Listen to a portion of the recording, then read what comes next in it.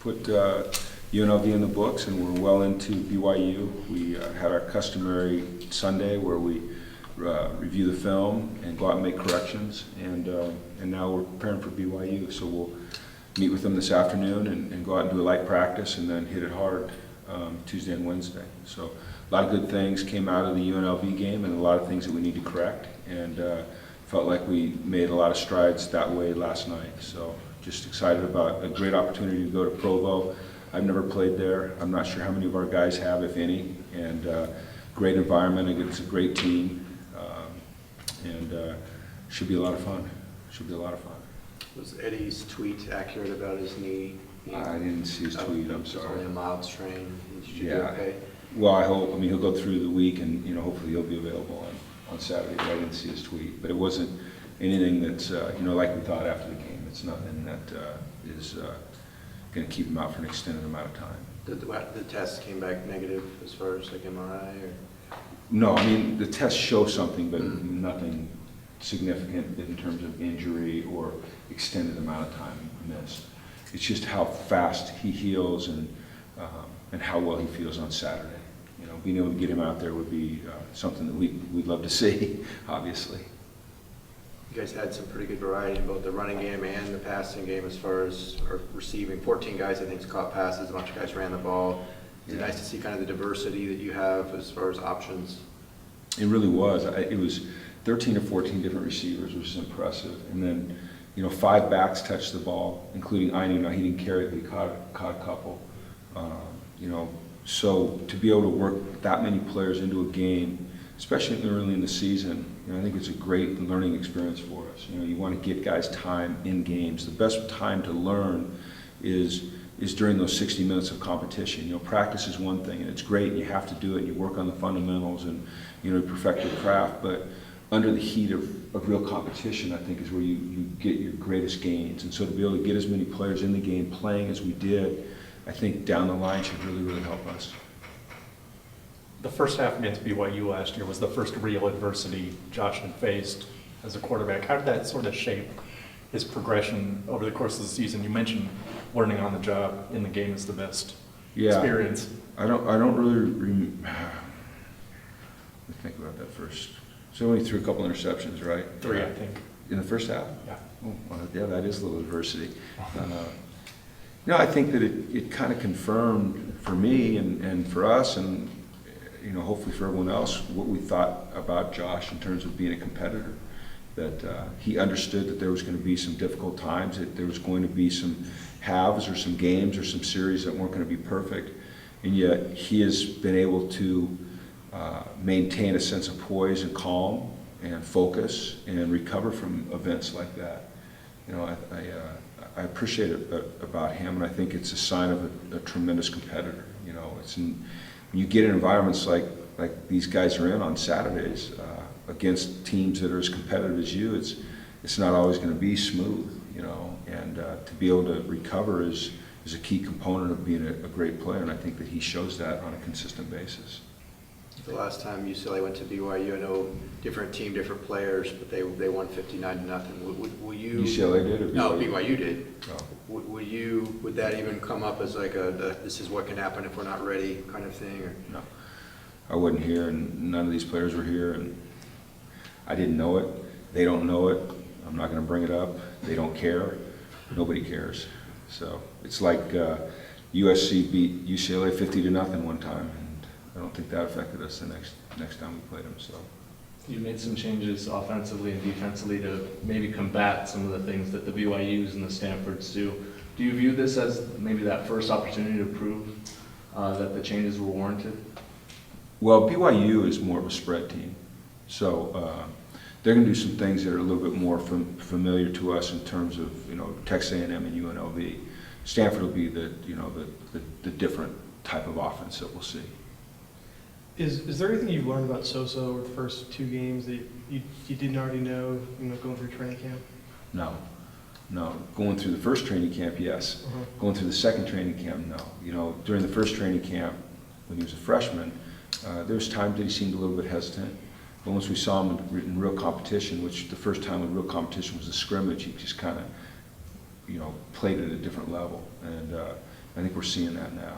You know, he's a really good player, and he works hard, and he's tremendously motivated, and he's gotten bigger, and you know, he's got that deceptive speed. I don't think people realize how fast he is because he's so smooth. But you know, I think that he just continues to impress us as a young man we can count on. Is there anything about his game that you'd like to see him improve on over the next, Everything. You know, I mean, yeah,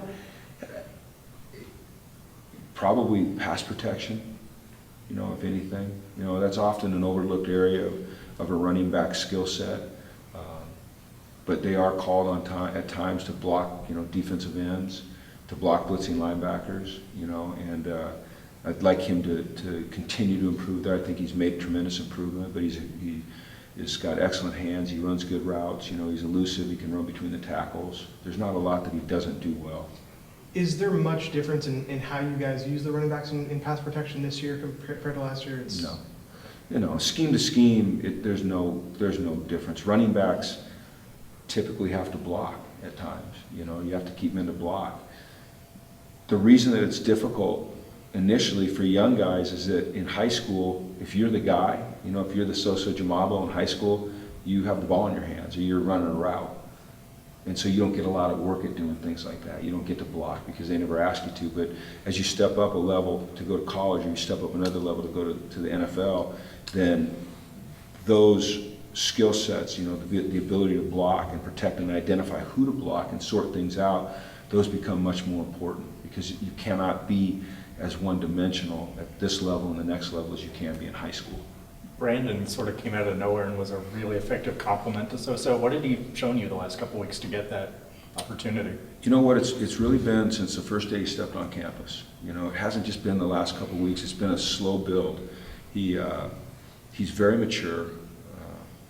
You know, he said to Audie the first day of camp and overheard, he said, no one should ever know we're freshmen. You know, that was kind of his mindset. And he's reacted that way. You know, he's been dependable. He's shown maturity. He's shown toughness. He's shown the ability to learn. And, you know, all along we felt like he was a young man that had the ability to help us this year. And so we wanted to get him some carries, and I think that he's earned them, and I think he's earned more the way that he played on Saturday night. As far as injuries, Tack, is he making progress? Tack's making progress, and you know, we'll go through the week, and hopefully he'll be available Saturday night. You know, we talked about Eddie. He'll go through the week. Hopefully he'll be available Saturday night. You know, Dion, we suited Dion up, as you guys probably saw. Hopefully, you know, he'll go through the week and be available. Cam, hopefully he'll be, you know, his shoulder will feel better. Hopefully Jaleel will feel better as we go through the week and be available. Scott came out late. Scotty came out late. Scotty's okay. That was, you know, he got stepped on and then he cramped up a little bit. He's okay. What was Jaleel's injury? Who? Jaleel, what was it? He just bumps and bruises. You know, he's not a big guy and he plays so darn hard. I mean, he goes after it all the time. He's a competitive son of a gun. So, you know, we'd like to have everyone available. The reality is that, you know, this is football and it's a collision sport, and guys get banged up, and we have to make sure that we're doing a really good job of monitoring where they are and not putting them in a situation at this point in their life where they can get hurt to the extent that they can't recover from it. You know, so you always balance that. You balance the desire to have everybody playing so you're full strength with the reality that you have a responsibility to these young men to make sure that you're doing the right thing for them for their long-term health. Was Austin Roberts hurt as well last week? No. He played. He did play. Oh yeah, he played a lot. Yeah, Austin caught a ball. I think, didn't he? Put it on the stats for catching the ball. I didn't notice, but Yeah. maybe my He- oversight. One of those 13 or 14, Oh, had to be Austin. all right. And no, he played. Yeah, Austin played. You said Cam, that means Cam Judge with the shoulder? Cam Judge, Cam Griffin, both of them were suited. You know, both of them hopefully will be available this week. So, What about Nate? Is he available this week? you know, he'll go through the week and hopefully he'll be available Saturday. So. With Kalani now at BYU, are there a lot of similarities between what they're doing and what Oregon State did last year? Some, you know, Ty Detmer now is their offensive coordinator. I meant defensively, obviously. Oh, you meant defensively? I haven't watched much of their defense yet. I spent most of last night watching their offense. So I'll get into their defense now, you know, this afternoon. It's been a long road for Taysom Hill. What are sort of your early impressions of him? He's resilient, he's competitive, he's tough. I mean, he's had to overcome a lot of adversity, a lot of injuries, and he just keeps showing up and competing like crazy. If you watch the Utah game, you know, you saw some great runs, you saw just, you know, what you'd expect of him, that toughness and that grit that he's displayed his whole career.